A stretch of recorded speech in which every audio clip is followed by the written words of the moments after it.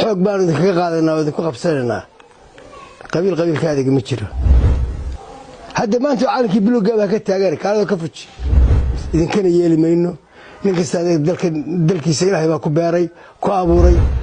xoog baan idinkaga kicinayaa oo xoog baan idinkaga qaadayaa oo xoog baan idinku xukumayaa meel kama qoranta ilaahayna aqbali maayo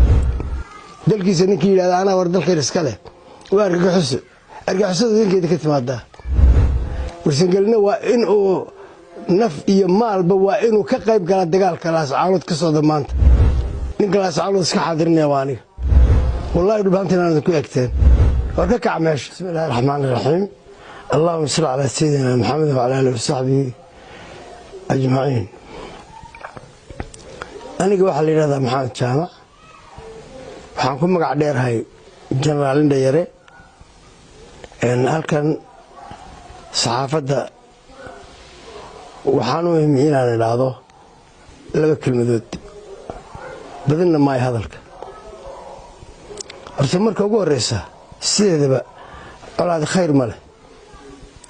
colaad in la huriyaa khayr ma leh rasuulkeenna wuxuu uhi calayhi salaatu wassalaam alfitnatu naa'ima lacnatullaahi calaa man ayqadaha fitnadu way hurdaa cadhada ilaahay ku dhacdo qofkii kiciya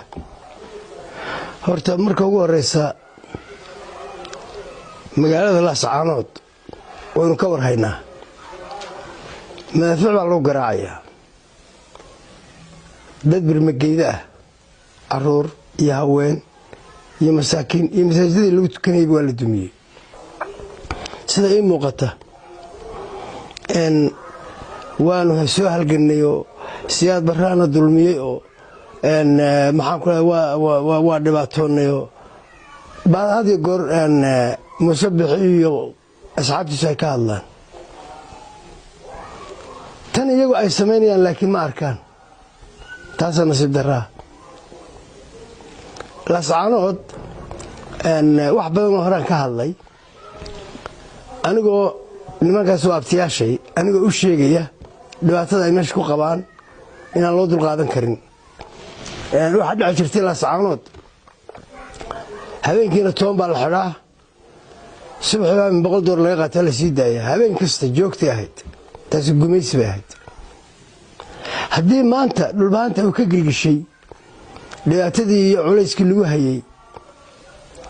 haddaba waxay xaq u leeyihiin midda kale dadku waa qabaa'il ninba ilaahay meel buu ku beeray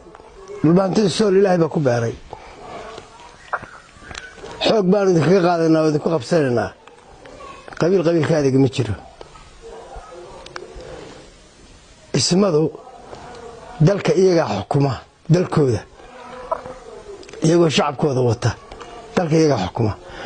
go-aan bay qaateen go-aankay qaateen waa lagu gacan siiyaa ma aha in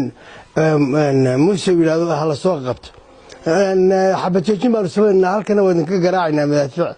that's quite impossible wax macquula maaha anu hargeysaan ku dhashay ku koray intaa ku leekaaday ilaa aan dugsi sare sheekh kaga baxay kabacdina ciidamadan galay oo la ii qaatay intii ka dambaysayna xamari dhulkaasi baan ku maqnaa 1985kii baa hargeysa dib aan ugu soo noqday ugu horreysay 84kii ahayd 85kii ahayd waxa weeye horta dadkii aanu la soo korreeyay dadkan hadda joogaa isku midba maaha dadkaan la soo korreyna waan garanayaa kuwan hadda joogana waa fahmi la'ana mid kale ismadiinnu waa inay sabaa ka taliyaan ismadu nin ka mida hebelkaa jambiir baa la yidhahdaa ma aqaan wuxuu yidhi calankaa somalilan ahayn laascaanood lagama ogola oo xataa ilaahay ma ogola ma waxay baa ku soo degey waa ka calankii buluugga ahaa iyo kii khatime ka taagan yihiin doonad ka soo fuji waxaan u malaynayaa isaaqinaanu taa ka midaysan haddii ay ka midaysan yihiinna dee ha caddaystaan waxgarad baad leedihiin samakataris baad leedihiin haddaad muse ku waafaqsantihiin inuu dadka dulmiyo oo uu yidhaahdo degaankiina anaa leh oo uu laayo oo madaafiic ku garaaco wax la qaadan kara maaha haddii kale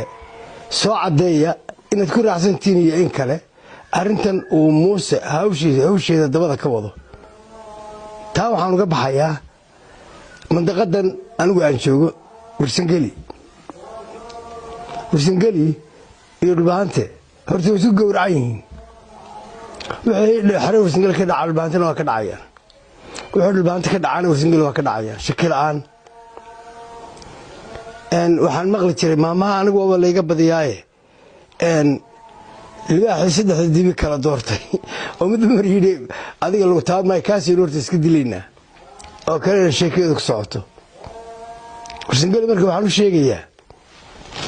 haddaad jeceshiin iyo haddaad nacabtihiin baa dhulbaante waa ku gowracantihiin taakulaan diro raashin baanu dir raashin iyo waxaas mashaq waa in naf iyo maal iyo mood baa lagaga qayb galaa oo walaalihiin la isgarab taagtaan oo xaqiiqo ah aan been ahayn annagu mabaanaan maaragtay qabyaaladda ilaa heerkaas annaga naguma jirto naguma jirin waxaa weeye soomaali un baan raadinayna soomaali baa daarood haddaad maqasho daarood waa soomaali raadis laakiin beesha isaaq baan raadinayaa oo waxaan nationality gooniya eeg xisbiyada siyaasiga ee ugu horreeyey north wuxuu ahaa SNL waa Somali National League waxaa ku xigay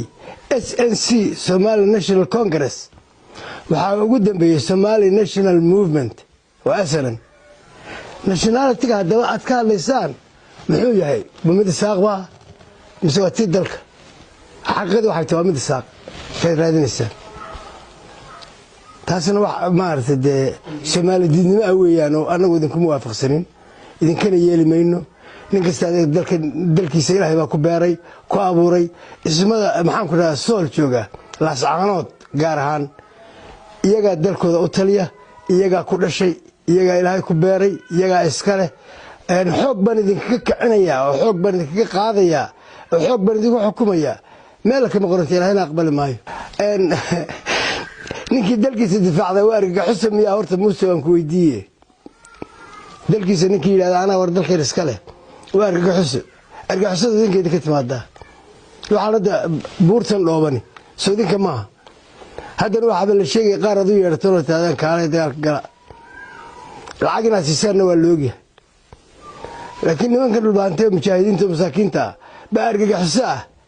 ilaahayna ka aqbali maayo bini aadan iska daaya oo caqliga geli kara keena dalkanna iyagaa le dalkooda faraha uga qaada warsangelina waa in uu naf iyo maalba waa inuu ka qayb gala dagaalka laascaanood ka socda maanta raashin baan geeyey kanaan geeyey wallaahi waxaas inaan shaqaynin ma dadku waa qabaa'il qabiil xukumi karaa ma jiro qabiil gumaysan karaa ma jiro qabiil kastaa meeshuu ilaahay ku abuuray buu joogaa qabiilka linta u yimaado ma gumaysan karo 30 sana ka soo wareegtay burburkii Soomaaliya wali qabiil gumaysanay ma aragteen haddaad maanta musabixi aad taa keentaan suuragal baa mana soconayso nin kamaadka qabiil kamaadka dalkooda inaga madax bannaan waxaa lagu leynayaa waxaa weeye midnimada Soomaaliya aanu rabnaa soo maaha midnimada Soomaaliya anagoo dhan baan raadinayna Soomaaliya waa mid Soomaali waa mid waxa lagu leynayaana waa intaa oo bal horta duruucda war waxa meesha la isku hayaa maxay tahay Soomaali baan hayamatiida waxa tahay annagaana tahay weeyaan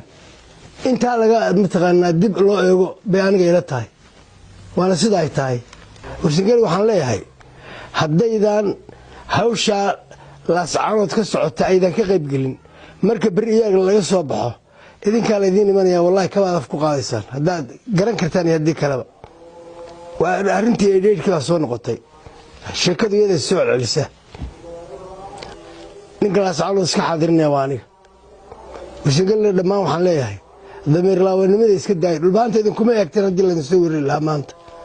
wallahi dhulbaanta inaan idinku eegteen cidda ugu horreysa gurmeed ha noogu timaadaan dhulbaanta ahaan lahayd